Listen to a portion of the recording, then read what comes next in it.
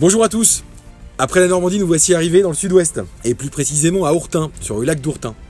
Nous allons vous présenter un sauvaginier engagé et passionné, qui s'investit et s'implique dans la gestion du milieu. Il nous paraissait donc important de montrer l'action des chasseurs sur la préservation des milieux. Sans chasseurs, pas d'entretien du milieu, des milieux qui se ferment, et du coup plus de possibilités pour les oiseaux d'avoir des zones de refuge. Gabion Limited, depuis sa création, accompagne toute démarche ayant pour but la pérennisation de notre passion. Pascal en est un exemple flagrant. Connaître, gérer, transmettre étant les 3 mots moteurs de notre ADN. Dans le magnifique cadre du lac d'Ourtin, les oies sont en route, alors on croise les doigts.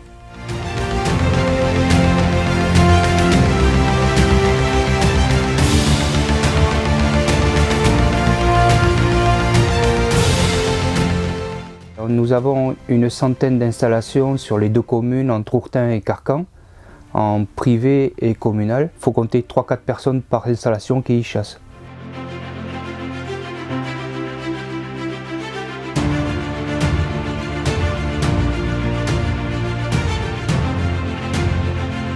Donc nous prélevons principalement du canard et sur certaines installations pas mal d'oies.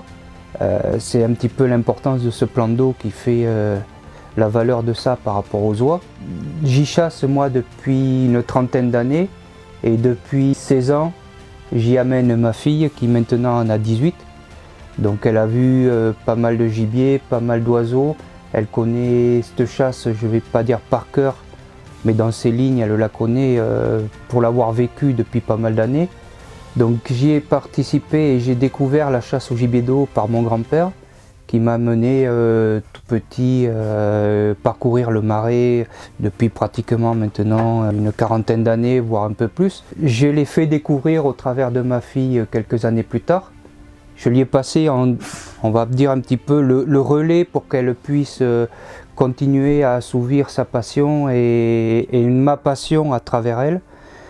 Faire connaître et faire découvrir ça à sa fille, c'est un petit peu ce que j'ai pu faire par les traits de mon grand-père, qui lui étant malade n'a pas pu venir avec moi à cette époque m'apprendre, mais qui m'a donné quelques ficelles un petit peu pour débuter dans la chasse au gibier d'eau.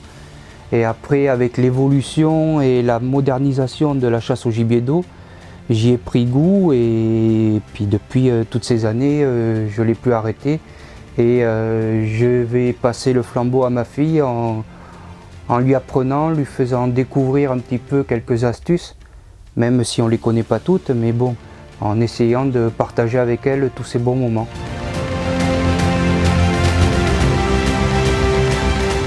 Sur des grands lacs comme ça, on utilise des formes beaucoup plus grosses pour faire venir le gibier, car c'est des très grandes étendues d'eau. On chasse beaucoup avec du colvert, des formes de canard ou des formes d'oies qui vont attirer le gibier par rapport à la surface d'eau. Et on finira, comme on a pu voir, avec des sarcelles de plus près, puis la sauvagine pour finir en pied de tonne.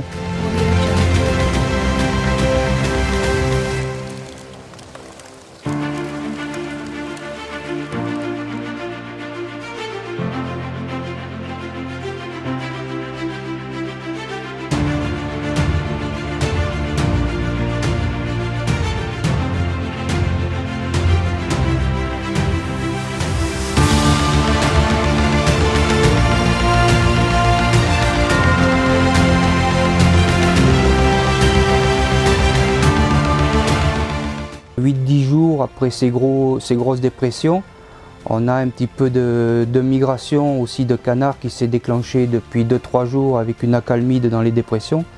Donc en espérant voir quelques oiseaux dans la nuit.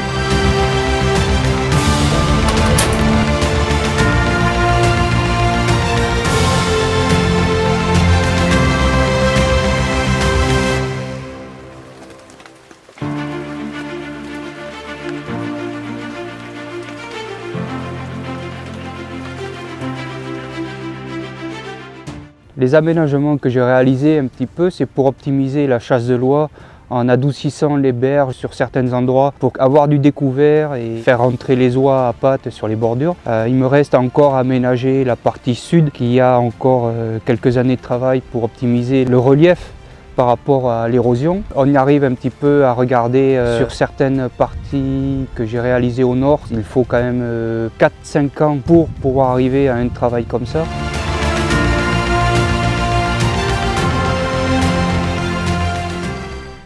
Nous vous souhaitons à tous une excellente fin de saison, une très bonne année 2019 et rendez-vous en février pour chasser les oies. À très bientôt.